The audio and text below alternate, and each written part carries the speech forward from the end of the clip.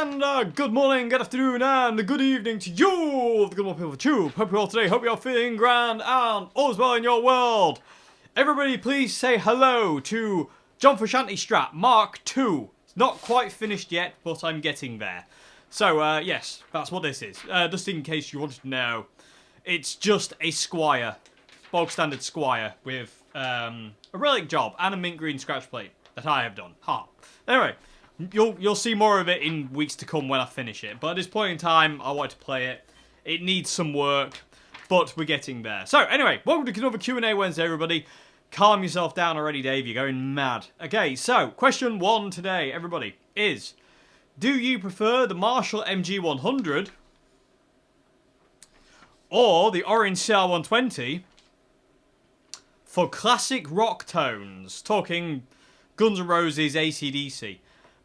Which one do I prefer? Either, really. I mean, I like them both for what they do. But for classic rock, it's just they're just brilliant. I mean, OD1 on the MG is classic rock. It really is. It's just like a really awesome classic rock tone. And then if you go to the dirty channel and run the gain about 5 or 6 on the CR120, you get a great classic rock tone. So they're both really good. I like both. I mean, in a perfect world, they would run together in harmony and the world would be a great place. But, like I say, sadly, in the places I get to play, I don't get to do that. But yeah, I mean, I don't know. I mean, I like both. I can't pick which one I prefer more because I love both amps. I love the MG. The MG is kind of like the amp that...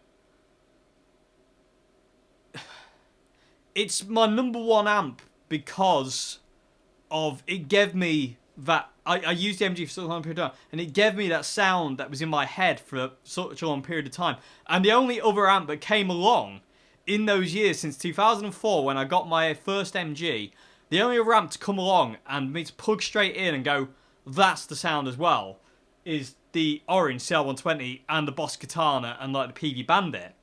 They're the only real amps I've ever kind of come across that have just gone like, oh, whoa, okay, that's it. That's exactly what I'm after. So those 4 amps really are kind of like the thing. But I thought what I'd do is a little bit of a difference thing. Is I'm going to turn the room mics off and I'm going to show you my kind of classic rock tones, if you will, through the CR120 and through the MG, and then you'll be able to pick which one you prefer. So first what I'm going to do, I'm going to show you the CR120 kind of classic rock tone I've got, and then we'll switch to the MG, and I'll show you the classic rock tone I've got with that. So we're on the dirty channel of the CR120. Volume is all the way up, treble is all the way down, middle and bass, well, the whole EQ's on 0, and I've got the gain at 7 today. If I run humbuckers, I tend to run it lower. It's about 5. But because I've got single coils, I'm running the gain a little bit higher on 7. And the MG settings will be gain all the way up. Bass will be on 2. Mid, treble and contour will be all the way on 0. And volume will be all the way up. And reverb will be on 2 for both.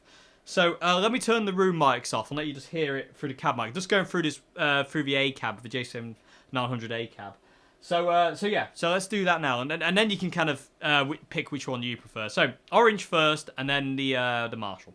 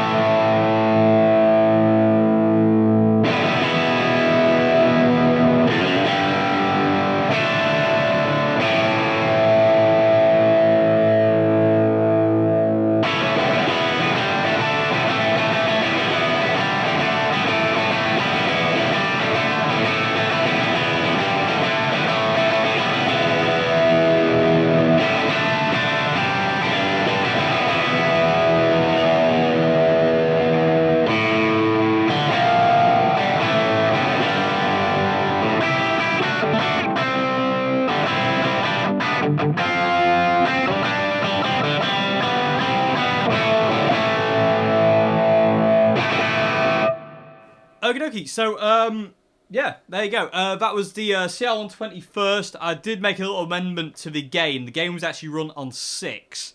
So, it was, volume was all the way up on 10, treble, middle, and bass were all on 0, and the game was at 6. I had reverb on 2 as well. And I did turn the bass off halfway through that example on the MG as well. So, basically all EQ was flat, but gain was all the way up. Okay, so yeah. People with a tube, let me know which one you prefer. I could make it. I don't know. They're really both kind of different sounds. I think the Marshall is a cleaner distortion. The Orange is a darker, warmer, woollier sound. I think, but I don't know. I love both, and run together they sound immense. But that's another video for another time. Okay, so I hope that's answered your question. I can't pick. It's not really an answer, was it? Great start. Anyway, people with a tube, let me know which one you prefer. I'm already getting a dry throat, and we're on question 1. I don't know. Anyway, moving along. Question 2, everybody. Question 2. Are you ever... Great writing, Dave. That looks like fried. Have you ever tried a Roland Blues Cube? One of the originals from the 90s. I don't think I have. No, I tell you what, I have once, but not... I didn't play for it long enough to get kind of like a grip on it. I did try one, an old Roland, ages and ages ago, but I couldn't... Because I didn't have enough time with it, I don't remember much about it, to be honest with you. I don't remember if it was really good, if it was really bad, if I liked it or I hated it, or whatever. I couldn't actually tell you, if I'm being perfectly honest. I really couldn't. Yeah, I don't know. I've tried the Roland Jazz Chorus, which I hated. I just didn't like it at all. I remember going... I was going for an audition with a band in London when I lived in London, and there was a Roland Jazz... I had to plug it to a Roland... It was a rock band. I had to plug it to a Roland Jazz Chorus. And Roland Jazz Choruses don't like distortion. I don't. Well, they didn't like my distortion, the sound I wanted. And it just sounded shrill and nasty and horrible, and I was just like... Needless to say, I didn't get the job. So, I blame the amp. That's my pathetic excuse, and I'm sticking to it. Anyway, but, yeah, I haven't actually tried an original... well, I have, but I don't remember it. Like I said, I don't remember anything about it. I think I played through it for like 5-10 minutes, and it was literally 2004. It would have been. I would have played through it. So it was a long time ago, and I literally don't remember anything about it. Excuse me. That was disgusting. Sorry, everybody. I'm getting all excited already, and I just can't control myself. I think it's Tangent Boy in the back. Like, come on. It's like Dr. Jekyll and Mr. Hyde. But yeah, I don't remember anything about it. I haven't played through one since, to my knowledge. If I have, I can't remember it, which doesn't sound great, does it?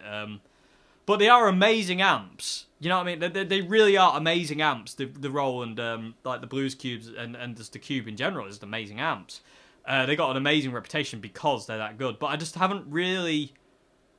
One hasn't come across my path, to be honest with you, to try, like, in depth and really, you know, get into it as an amp. It's been very kind of fairly elusive, actually, to be perfectly honest with you. I literally don't remember another time I would have played through one other than like back in 2004. But other than that, I don't think I've played through one at all. So yeah, that needs to change. I need to find one. They're normally fairly cheap as well, which is really quite cool. So but yeah, I mean, I have tried one, but it was an old one as well. It wasn't the new one of the new ones. But like I said, it was that long ago. I don't actually remember what I thought of it or if I liked it or whatever. So sorry, that's not an answer again, is it? Great start to a Q&A, Dave. Well done. Okay, so I'm gonna move on to question 3 now. I'm just trying to think. I'm gonna wrap my brains. I might come back to that, but I don't know. Okay, so I'm gonna move on to question 3 now, everybody. Question 3.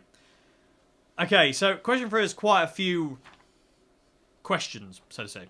Little sub-questions, if you will. That's not going to go under there. Okay, so question 3A is what was it like to work in a guitar shop? What are the good and bad points? Okay,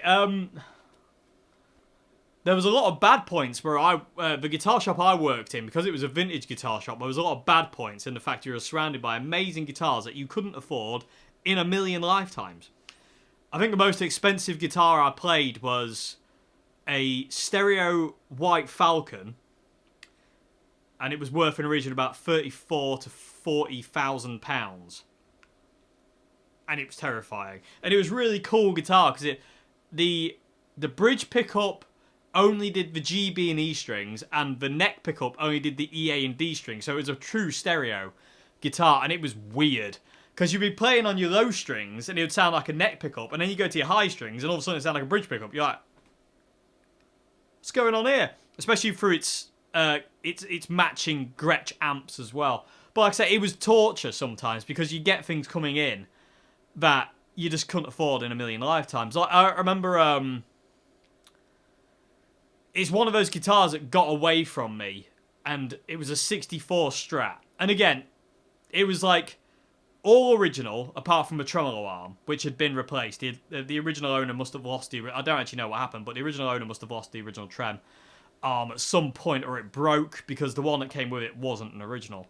But it came with its Selma Crocskin case, it came with all its tags, it came with pictures of the original owner playing it, one owner, and it was beaten up, and it was battered, and it was an amazing, amazing guitar, and it sounded stunning.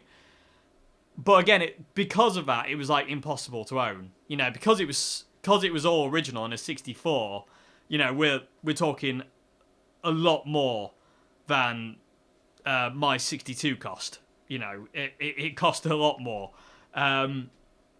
Because it was all original, you know, it had original tremolo pickups. It had never been, the solder joints had never been touched. It had never been refretted, although it desperately needed a refret.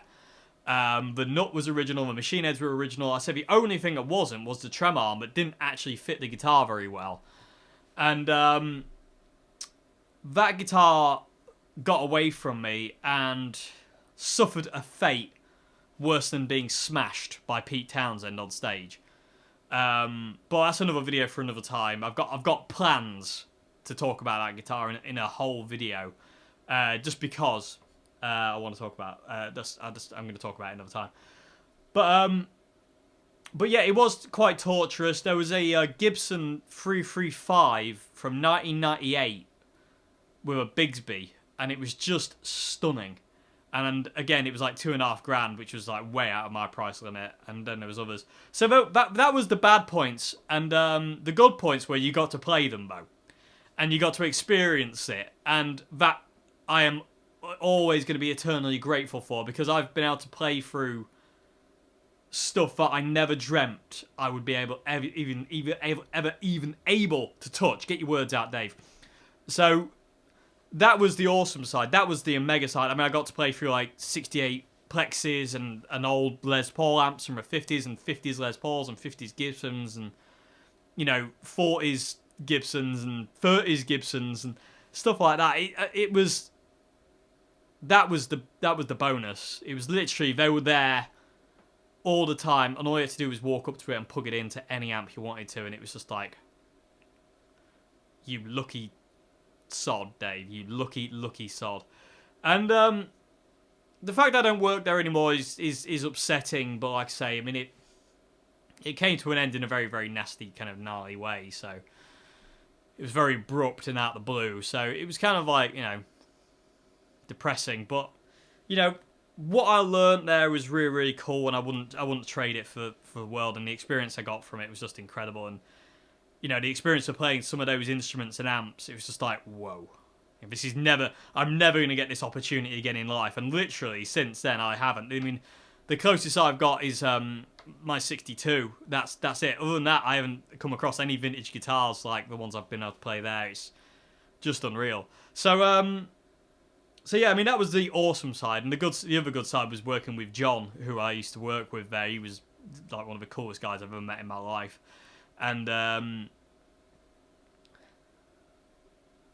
yeah, it was just awesome. It was just a great time. And doing demos as well, demoing all those guitars and having all the videos and looking back at them every now and again, which I don't like to do because I don't like to look at myself. But it's nice to look back sometimes and go, oh yeah, I forgot I played one of them and stuff like that. It's just ridiculous, and it's just an opportunity I just feel so grateful for and so humbled by, and it's just like, wow, that happened, and it's just like, it really is. It was a wicked time of life. It really was a wicked time of my life, and I'm very, very grateful for the opportunity to do that, and it really does. I don't take it for granted for 1 minute. I really do not take anything I did there for granted. It was really awesome. Really awesome. And that kind of gets into the sad part as well, because I don't work there anymore, and I haven't worked there for like 4 years, and it left about 4 years ago. That's the sad point, that it ended, and especially the way it did end was quite bad. But anyway, another bad point was having certain people come into the shop who thought they were better than you. There was a couple of, because it was a vintage guitar shop, you got a lot of people who thought they were like, the bee's knees when it came down to guitar playing, who actually weren't what they thought they were. Without sounding horrible, but like, I got belittled a lot by some people who came in thinking they would, I don't know how to word this, but not knew better, but they were very kind of belittling. So they'd put you in your place because they wanted to kind of feel superior. And I don't know why some guitarists feel the need to do that. It was like, when you walked into that shop, I wasn't in competition with you. You shouldn't be in competition with me. What does it matter at the end of the day? We love guitars. There's loads of guitars. Let's just have fun. There was quite a few people who came in who thought they were, like I say, the bee's knees, and it was just a bit unnecessary, and I didn't like that at all, and I didn't like being talked down to, like I was like below them. There was a lot of that, because being a vintage guitar shop, you did get some, just the wrong kind of people. I mean, I don't know, not in the kind of like, they're just big-headed ego maniacs, and I didn't like that at all, and that was a downside to it. You got a lot of that. I suppose, that's, I don't know why that runs in the guitar world, but it just does. There's a lot of kind of like, swelled heads sometimes with some people, and I don't like that, and I don't agree with it. And music is not a competition, and guitar is not a competition, and it never should be treated as a competition. It shouldn't be, well, I can sweep pick, that means I'm better than you. No, it doesn't. It doesn't mean anything. I had a lot of guitarists come in who were like, who'd been playing for many, many years, and they'd done this, and they'd done that, and they'd done this, and they immediately thought, because I was younger, I had less experience, and I couldn't play better, I couldn't play as well as they could, and I didn't know as much as they did, and it was like, what does it matter? Does that matter? Who cares? At the end of the day, what does it matter? Like, oh, well, I've been around longer, so I'll know better than you, so I'll talk to you like you're down there somewhere, and you're basically insignificant. So I got that a fair few times, and it was just a bit, it was uncalled for and unnecessary, and it was very kind of like, do you want me to help you?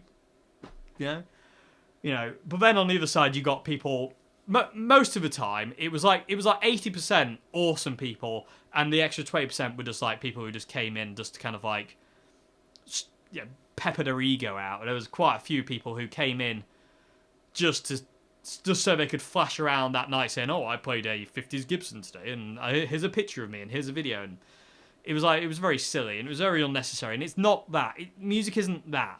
Guitar playing isn't that. Guitar playing and making music is not a competition, and I can't stand the idea of it being a competition. It's silly. It really gets on my nerves. I bet you can't tell. But yeah, I mean, that was another plus side. There were funny sides though as well. Let's get off the negative side for a minute of swelled heads and swelled egos with guitarists. Some guitarists, not all guitarists are like that, but I'm sure we've all met a guitarist in our life who thinks they are the bee's knees and aren't actually much of anything.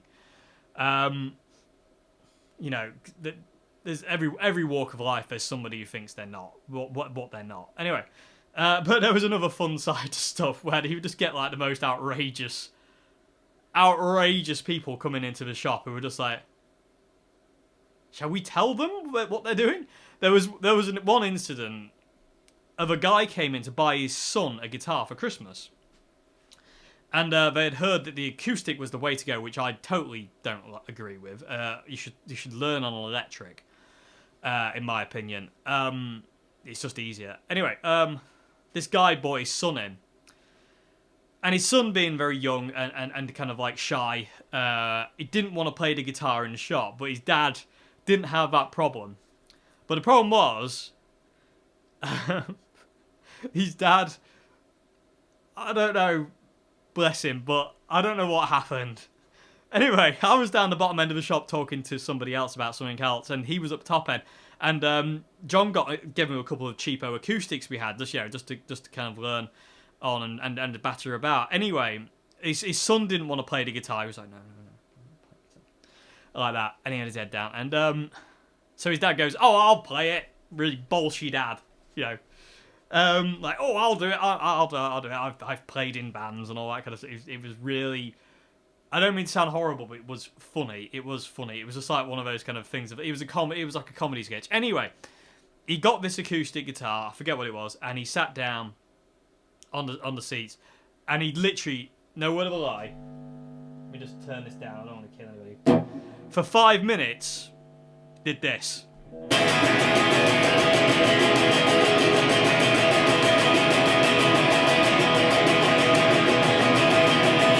You get the idea. And I'm not joking. Literally, for 5 minutes, that happened. And it was kind of like a case of, am I hearing this? It was one of those moments where you just kind of have to question reality a little bit. You're like, have I slipped into another dimension?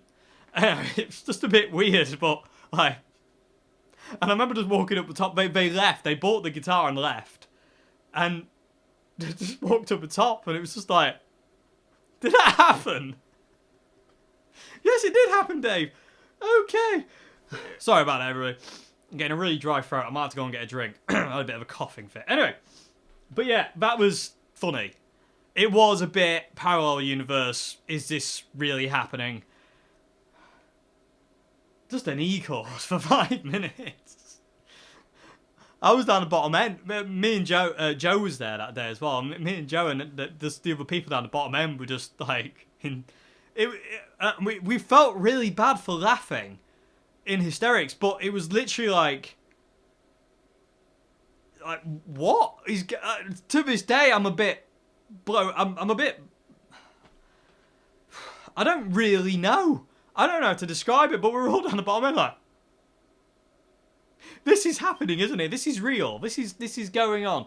Anyway, but that was one of the funny sides. Other funny sides were, you know, there was lots of like little fun little moments, you know, and in downtime. And we had some really awesome people coming into the shop as well. We had like people like Richard Hawley and stuff like that coming into the shop, and it was really cool. But it was awesome. But like I say, it just ended badly. But there were good times and there were bad times. And that, you know, that's just life. But like I say, I didn't like the whole concept of people walking in thinking they were better just because they owned an expensive guitar or they could afford expensive guitars. That happened quite a bit.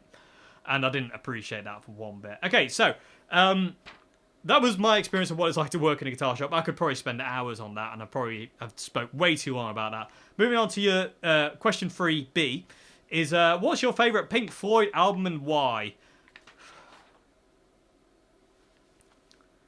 I don't know. I mean, I don't really listen to Pink Floyd that much, if I'm being perfectly honest. I really love Dave Gilmour. I love Pink Floyd. But in all fairness, I don't really have a favourite because I don't really listen to them enough.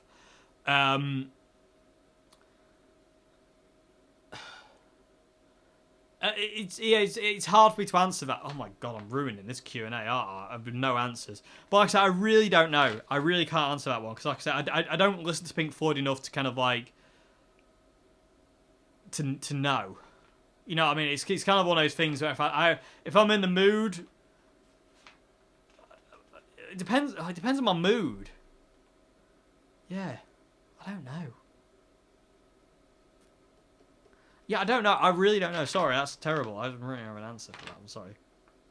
Okay, so we're on a question 3C.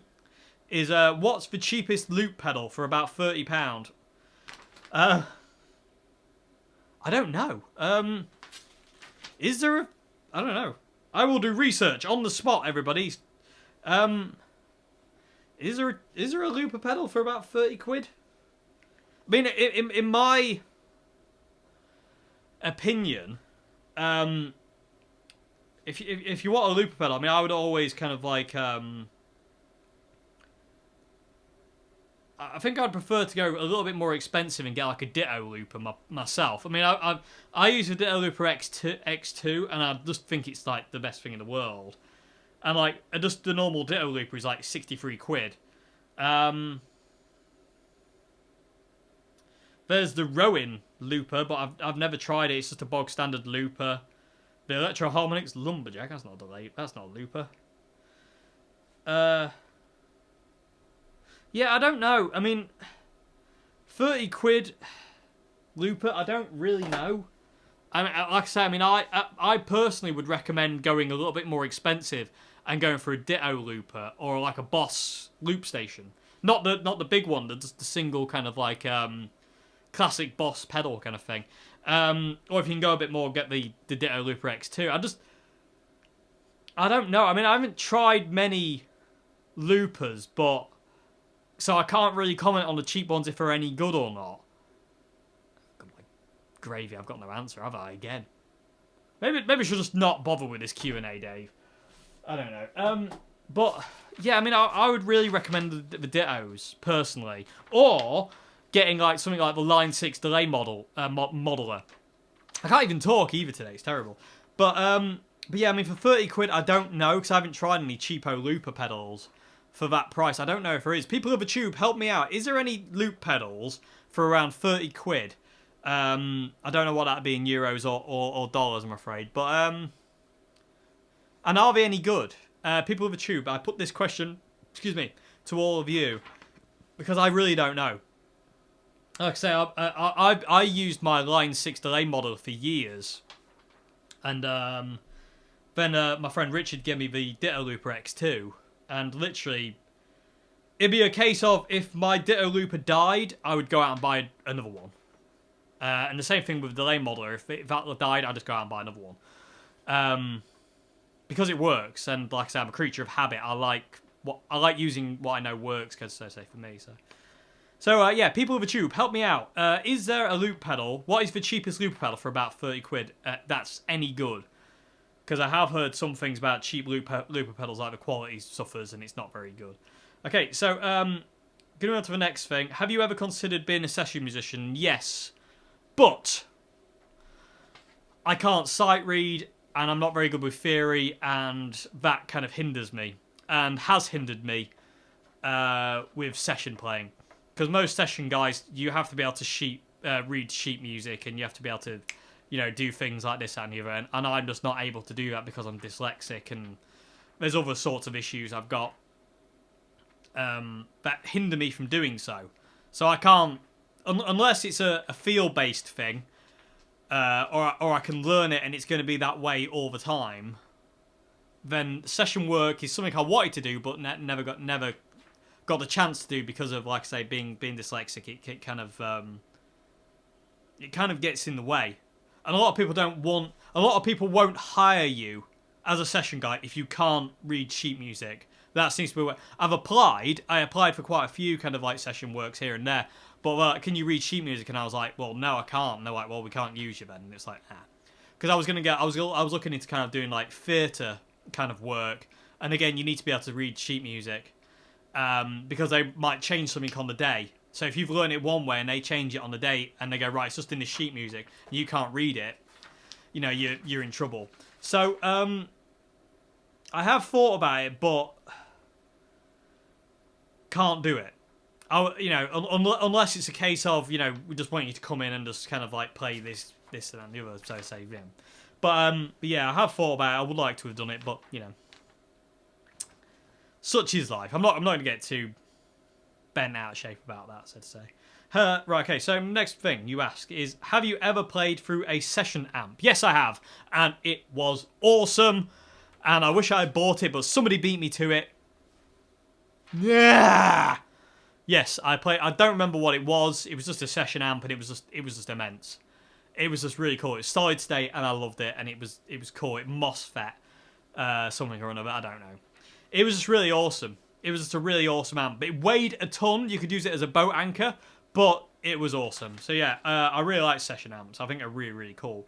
And your final one was, how many springs do you have in your strats? It varies, but it's normally just 3. I normally kind of stick to just 3. Fluff from my pocket, everybody, stuck in my now. I normally just have 3 springs, and I'll normally have them. I haven't relicked the back yet, everybody, so bear with. But I normally have them like this. Apart from a couple of guitars where I have them in the kind of triangle way. But I normally have 3. My Charvel has 5. It just seems to behave better with 5 springs for some reason. I don't really know why the Charvel behaves better with 5 springs. It just does. A bit weird. But yeah, mostly it's just 3 springs. And the only difference between the Charvel and with 5 springs and on my Strats with 3 springs is it's just the tremolo is harder to depress on the Charvel. It's just a bit more resistance. But other than that, you know, there's no real difference. I don't hear any sound difference or anything. The guitar doesn't resonate more with 5 springs to 3 and whatnot. So yeah. So I normally have about 3. It's kind of like the usual kind of number, really. Is there any other guitars I have more in?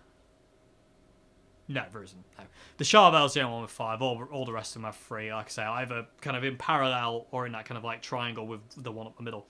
Okay, so yeah, I hope that's answered your questions. I know some of them weren't very good answers, so I do apologise immensely for that, everybody. I do apologise for the person who asked the question. I'm sorry about that. So I'm going to move on to question 4 now. Okay, so question 4. Question 4, I need to plug in the HX effects quickly, so I'll be back in a sec. Okie dokie, everybody. Question 4. Question 4 is, how does John Frusciante make the sound at the beginning of the Federation Square Jam? Okay, so, Federation Square Jam is like one of my all-time favourite pieces of music. It's 45 minutes of just awesomeness, to me. But what the effect he's got is a step filter.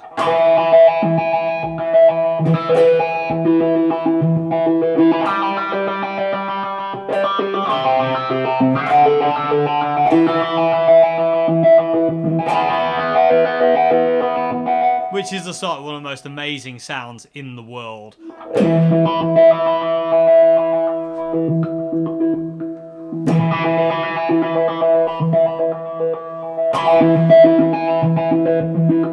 I just love that sound. I could just hit one note on that all day and just listen to it going mental.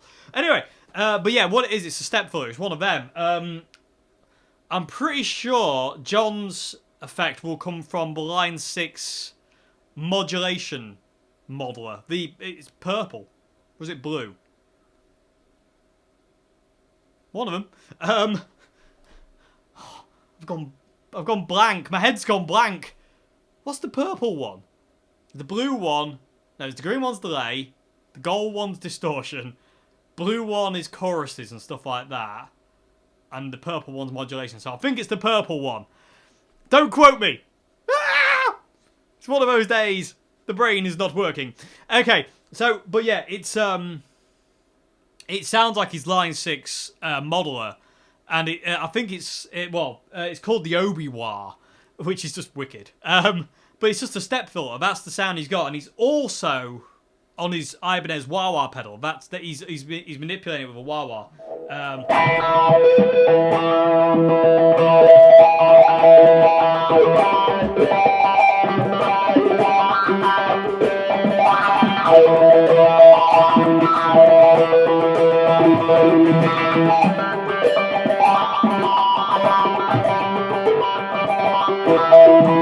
You know, it's just one of those things, and he's just playing in time with the warbly, watery sound, and it just sounds immense. It just sounds really awesome. It's really, really cool. So yeah, that's the effect. It's just a step filter, and you can find it on kind of most multi effects. You know, most multi effects units, like my Zoom G2 has the step filter, and I think it's quite a common effect on multi effects. But I think John will be using the Line 6 modulation modeler pedal, purple one. I could be totally wrong with that. Correct me if I'm wrong, people of the tube. I don't know. But yeah, that's what he's doing. And like I say, he's manipulating it also with the Ibanez wah. Because at the Federation Square jam, John's got a black Tolexed Silver Jubilee with a brass panel. They're very weird, but they do exist. It does look very strange because I thought it was the JSM 800 originally, but it's not. It's actually a Silver Jubilee, but with black Tolex and a brass panel. It's dead strange. They do exist. He's using that for his amp into just a JSM 900 cab, and then he's got like a handful of pedals. He's got his DS2, goes from his guitar into a DS2, into the Ibanez wah. Then he's got a delay pedal. It's a Boss blue delay. I think it's Boss. It's a blue delay pedal. And then I think he's just got his modulation model. I don't think it's a Moog pedal. You're wondering if it was a Moog. I'm pretty sure it's not a Moog. I'm pretty sure it's probably the modulation modeler, to be honest with you, the Obi-Wan. That it just sounds like that. It's just got that sound, especially when you kind of like get it going in time.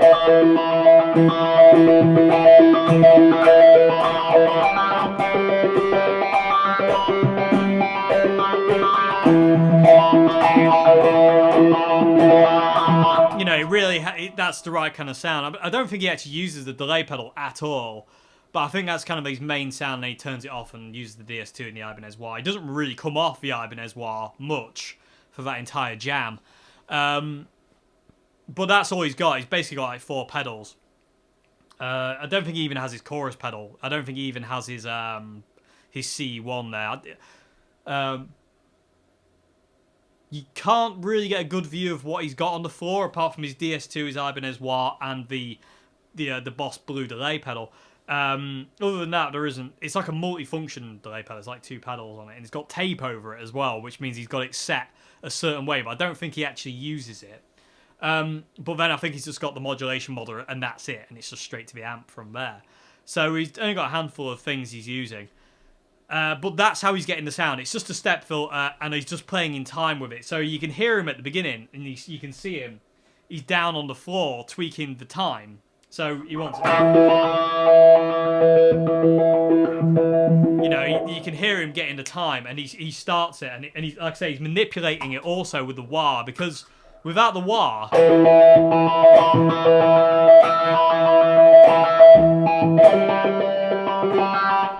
it's kind of straight, but with the wah, it adds extra little modulation sounds. You can hear it.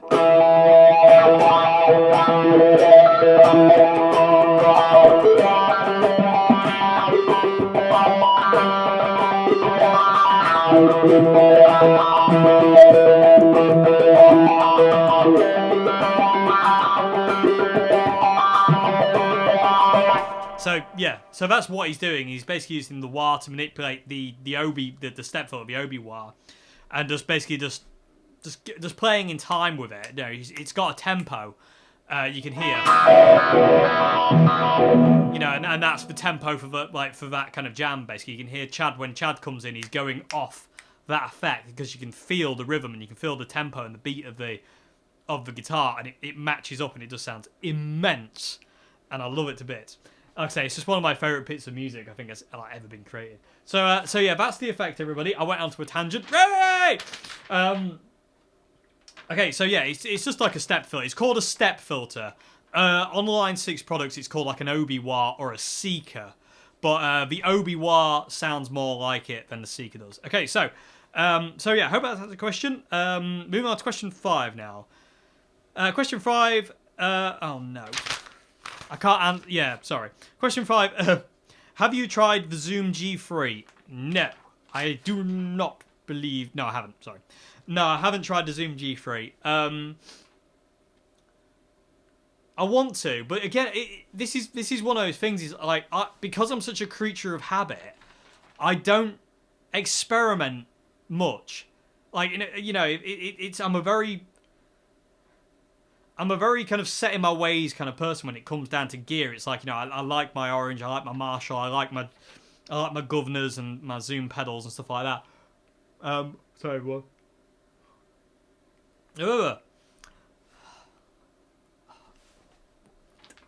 Why am I yawning? I'm not tired. I don't know. Anyway, maybe I'm taking in too much air. I don't know. But yeah, I haven't tried the Zoom G3, no. I mean, it's one of those pedals that I'd like to try. I'd like to try quite a lot of the new Zoom products. But again, it's like, when you're on a limited budget, you can't just go out and buy things, you know, that might not work for you. Like, you know, I've always been of the brain of, if you're buying something, it needs to work for you. And if it doesn't work for you, then it's you're wasting your money almost. And because I don't like spending hours tweaking with things, I like to be able to plug into something and in 5 minutes be happy. That was the way it was with the CL120, it was with the MGs, it was with all the pedals I use. Everything I just got, like, I just plugged into it and it was just immediately there in about 5 minutes. I don't like tweaking. I'm not a tweaker. I like to just kind of like have it, do what I want it to do, and then that's it. Like the settings on my governor, I got my governor pedal in about 2006, and I haven't changed the setting on it since. Same with the MGs. I ain't changed the setting on the MGs since 2004. They're all the same.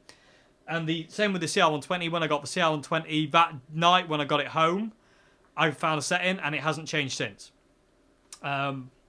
Same with the Boss Katana. Same with all the amps here, apart from that one. You know, like I say, I don't change it. I like to plug in and just play. I don't like to tweak.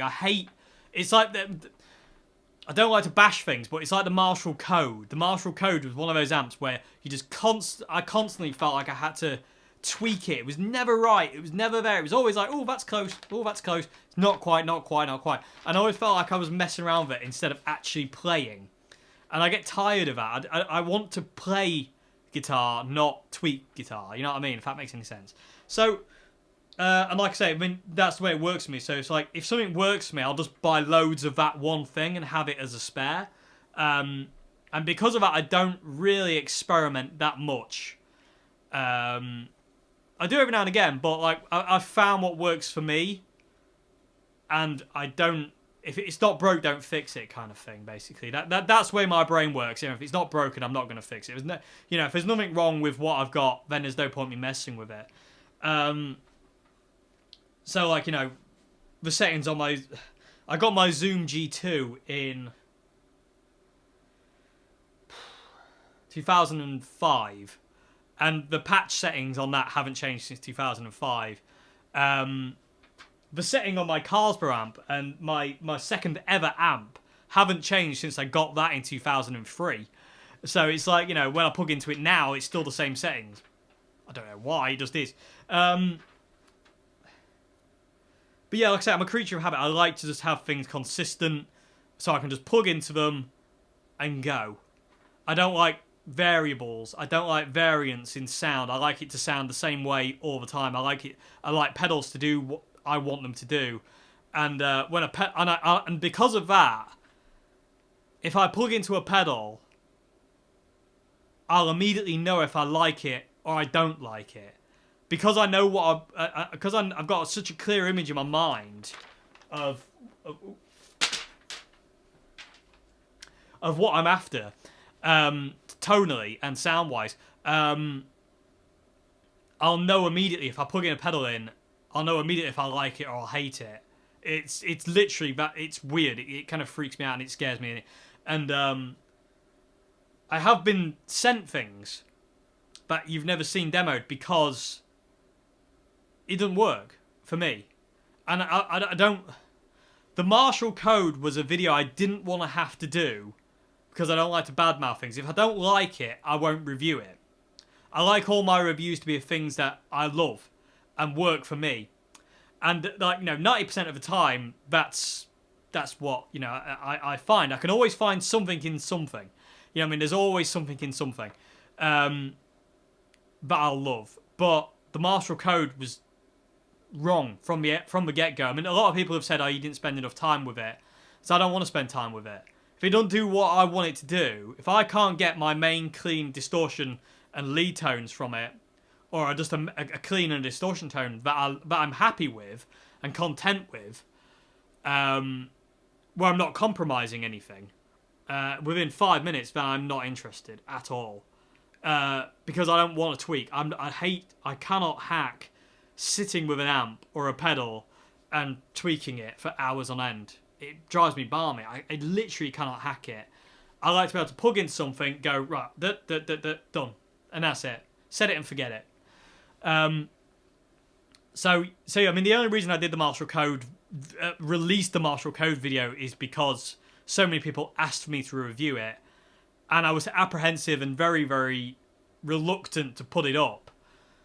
Because it's a negative review, and I don't like negative reviews. I don't think you can gain much from a negative review, but because so many people requested it, I wanted to do it because, if you want to know, then, I'm going to say. But most of the time, like, things that have come my way that I don't like, I won't review. And they've just gone back. Be it a pedal, be it a guitar, or whatever, it's like, if I don't want to review it, I'm not going to review it. If I don't like it, I'm not reviewing it. It's like, there's no point me going on camera and saying, oh, it's brilliant, when deep down I hate it, Anyway. Tangent boys, in effect, everybody. I forgot where we were going with that one. But anyway. Comeback questions. Ugh. But yeah. That came from, have you tried the Zoom G3? Anyway, no, I haven't. But maybe in the future. I don't know. It depends. Like I say, I don't like tweaking things. The Zoom pedal took me about an hour to program when I first got it. And since then, I haven't touched it. Same thing with all my pedals. Pedals is just like, set it, forget it. And if they do what I do, wicked. But if something comes along, I'll know immediately within a couple of seconds, a couple of minutes, if I'm going to like it or I'm going to hate it. So anyway... you also asked, do you like horror movies and what are your favourites? Yes, I love horror movies. I'm a bit of a horror movie fanatic. I like all sorts of horror movies. I mean, my favourite movie of all time is Aliens. Everybody. It's like my number one favourite film of all time. I just adore that film. And I always have. I just love the xenomorph alien. I think it's like the best horror movie creation in the world. I really do. I think it beats people like Michael Myers and Jason and all these other horror movie tropes. Yeah, I think the alien is just like the most amazing creature, and just the design of the thing is just incredible. It just looks terrifying, and I just love it. So it's my favourite horror film of all time. I know it's like a sci-fi horror, but it's still a horror. Some of my other favourite horror films are stuff like John Carpenter's The Fog, The Thing, which again is like my second favourite film of all time. I adore The Thing. What thing? That thing? Is it that thing? Yes, it is that thing. What thing? That thing over there. What's that? I don't know. There's all sorts of other horror films as well, like the original Night of the Demon is one of my favourite horror films of all time. I've got so many. It's hard to name them all, actually. Wreck. Spanish horror film called Wreck, R-E-C. One of the best horror films of all time. Wreck 1, Wreck 2. Wreck 3 isn't very good. Wreck 4 is great. So, forget 3. Don't ever watch Wreck 3. It's not very good. Wreck 4 is great. Wreck 2 is amazing. Wreck 1 is amazing as well. Terrifying films. Stuff like that. I do love horror films, and they're some of my favourites. And I love horror games as well. Computer games like Silent Hill, Resident Evil. So excited for Resident Evil 2 remake. It better be good, or I'm going to go to Japan and slap people with a rubber glove, because Resident Evil 2 is my favourite game of all time, and I've been wanting a remake of it for decades, because the Resident Evil 1 remake was absolutely something special, so the Resident Evil 2 remake has big shoes. Okay, so it better be good. So yeah, hope that's answered your question. I'm going to move on to final question today, question 6. I can count, everybody. Anyway, cracking counting, Gromit. Anyway, final question of the day. Is it possible... Hang on a sec, I've written this weirdly. Okay, is it... Oh, if it's possible. I can't even read my own writing. My writing looks like a spider that's fallen into a jar of ink and then just run across a page. That's what my writing looks like. It's terrible. Okay, so Question 6 is it possible to get, if it's possible, what are the best pedals to get a John Frusciante tone running into a pure, clean channel? And also, can you run an overdrive into a DS2 to make it behave? Okay, 1 minute. Okay, everybody, I have to go back to my other pedal board. Okay, so, is it possible to get a John Frusciante tone out of a really clean signal? Yes and no. No is in the fact of the Ibanez wah won't work because you get that. You get the jump, and the same from the DS2, it sounds rubbish. It sounds horrible, so they won't work. If you have a perfectly clean signal, they won't work. But you can get John Frusciante. Sorry, that sounded really weird, everybody. It sounded like somebody just walked past. I don't like that. Anyway, you can get a kind of John Frusciante-esque kind of clean tone just straight in. I mean, this is just the CR120 set clean.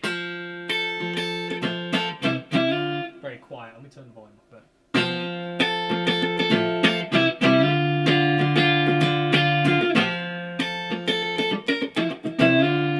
You know, you can kind of get away with stuff like that.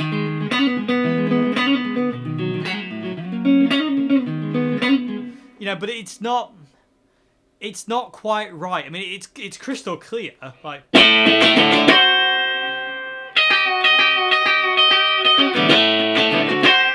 it's the window cleaner. That's what that noise was. Terrified me, that did. Anyway, yeah, you can kind of get these kind of like John Frusciante-esque kind of sounds with a clean sound, but they're not right. I mean, there's a big difference between this and this.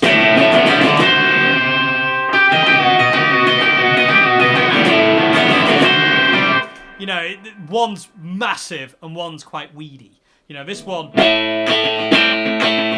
it sounds good, but it's not. You know, it hasn't got that grit that you need to get the John tone. And so you can, but you've got to compensate. You know, and you can use pedals like the Marshall Governor or the Boss DS1 if you run the tone all the way off to get a John kind of solo tone on a perfectly clean sound. You know, it's like, you know, that's just the Governor without anything else. That's just over that clean sound. So,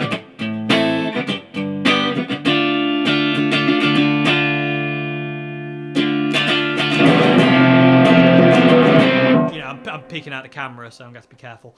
But yeah, I mean, you can do that. But like I say, if you've got an Ibanez wah or a DS2, they'll misbehave all over the place, just trying to run them over a clean signal. You can, however, like you said, if you run like a distortion pedal, like a Governor, excuse me, as kind of your main distortion, you then can put the DS2 over the top on a perfectly clean signal. So, what I mean is basically like this is clean as this really crystal clean. And then if I put the Governor on top of that, it'll obviously, you know, distort. You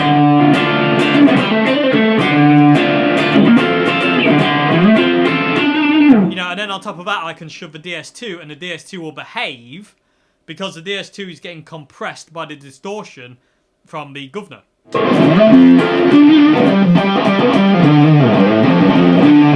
You know, and then also, it gives me the ability to operate the Ibanez wah as well without the volume jump. So the Ibanez wah, for a crystal clean sound, will jump. It'll go horrible. So, you know, so you get that, and the same with DS2. You know, it just absolutely jumps and it's peeking out the camera. So it just goes to show. But if I go from crystal clean to Governor distortion and then kick on the DS2,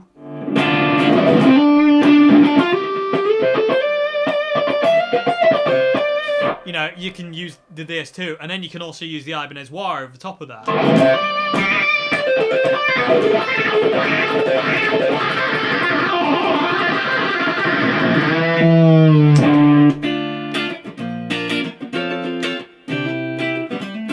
You know, so you can do it. You can do it. You can, But you can't use the Ibanez wah over your clean tone then. That's the only problem, because your clean tone is so clean, the Ibanez wah isn't getting what it wants, which is distortion, overdrive, or distortion, really. Same thing, doesn't really matter. Sorry, distracted by the window cleaner walking past with this huge ladder. Anyway, yeah, so you can do it, but you have to compensate. Like I say, if you're going to do, like, if that's your clean tone, when you go for using, like, the Ibanez wah, you'll have to kick on your distortion to make it behave. So if you're going for something like She's Only 18, you won't be able to do this. Because it just doesn't sound right. But if you kick on something like The Governor and just run your volume up lower, you know, it'll make it behave. And the same thing goes for guitar solos as well. If you can kick on from your perfectly crystal clean, if you can kick on The Governor, the DS and the DS2 together, then you'll, you know, or just any distortion pedal. Well, depending on the DS2's like for it, because the DS2 and the Ibanez wah are finicky. They're very finicky. They like what they're like. You can use the DS2, you know, and still get that kind of Down in California song.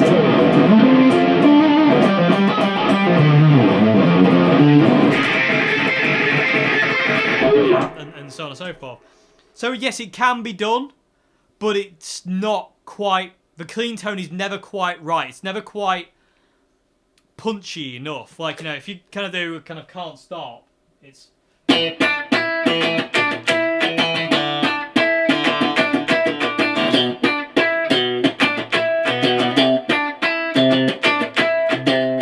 know, and then you can go to your solo. You know, by kicking on The Governor and the turbo distortion. But it's not. If I put the jackhammer on and distort the amp, you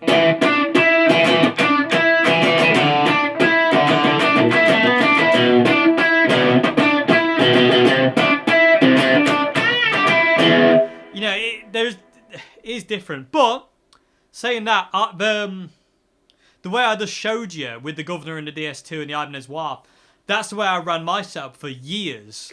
For a long time, I didn't use something like a jackhammer to boost the clean signal into distortion, because I didn't know that's what John did.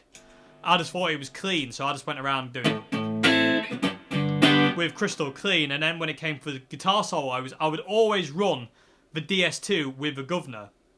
I would never run the DS2 on its own. I can now, if I have the jackhammer. But back then, I just used to run it clean, and whenever I used to kind of use the DS2, I would just run it with the Governor. So yeah, you can do it, but it's not quite right. It's like 80-85% kind of there, but that extra 15-20% comes from kind of like, you know, something like the jackhammer, just, you know, giving you that.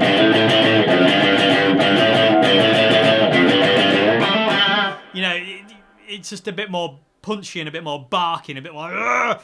So it can be done, yeah. Like I said, I hope all that made sense.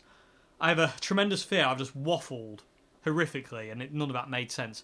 So I hope that made sense. It can be done, but like I say, there's a little bit of a compromise there. You have to do things in a certain way. So kind of you're kind of like 80-85% of the way there. But like I say, that extra 20-15% using a crystal clean sound is going to kind of like make you compromises, so to say. So if you're using like a DS2, you have to run it with another pedal. But you can do it. You can do it. It's just not. I wouldn't advise it personally. I would advise you kind of like get something like a jackhammer and